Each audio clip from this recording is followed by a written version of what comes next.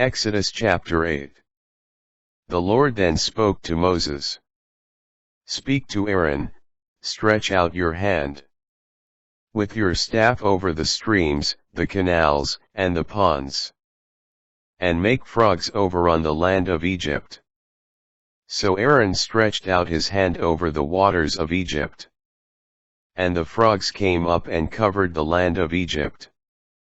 But the magicians did the same by their magic arts, and made frogs over on the land of Egypt.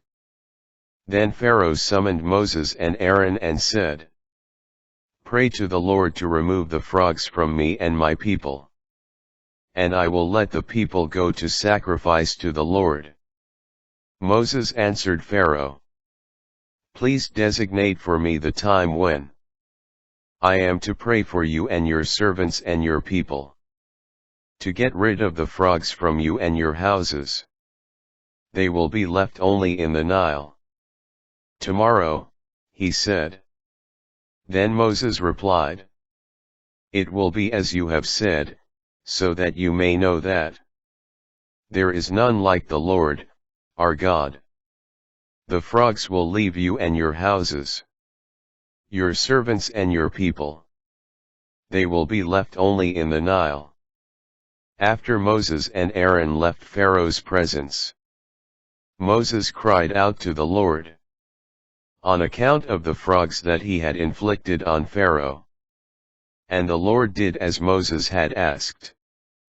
The frogs died off in the houses, the courtyards, and the fields.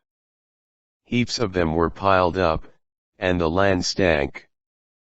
But when Pharaoh saw there was a respite, he became obstinate and would not listen to them, just as the Lord had said. Third plague, the gnats. Thereupon the Lord spoke to Moses. Speak to Aaron. Stretch out your staff and strike the dust of the earth, and it will turn into gnats throughout the land of Egypt. They did so.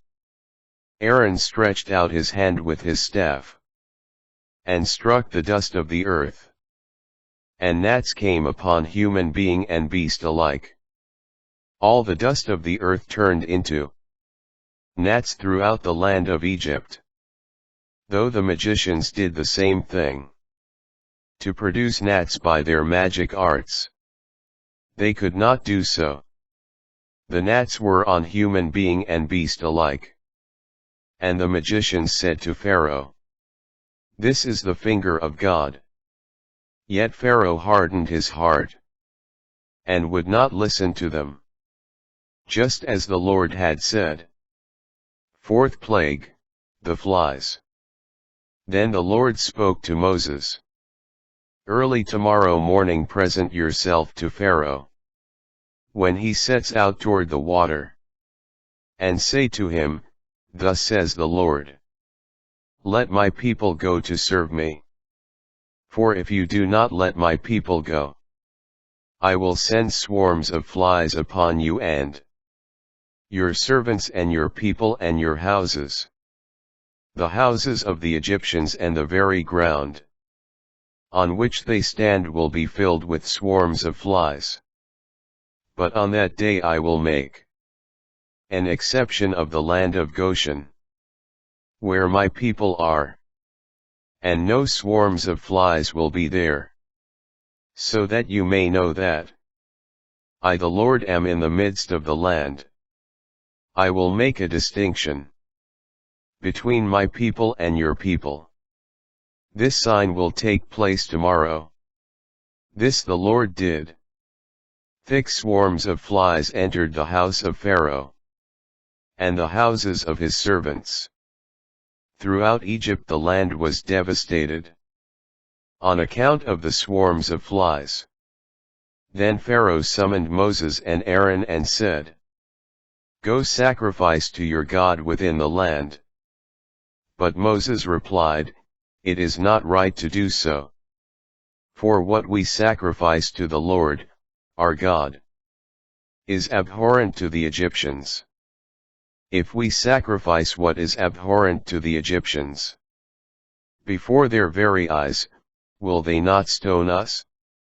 We must go a 3 days' journey in the wilderness, and sacrifice to the Lord, our God, as he commands us."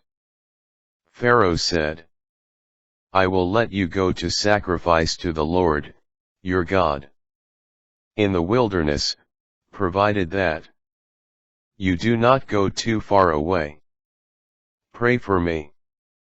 Moses answered, "As soon as I leave you I will pray to the Lord, that the swarms of flies may depart tomorrow from Pharaoh, his servants, and his people."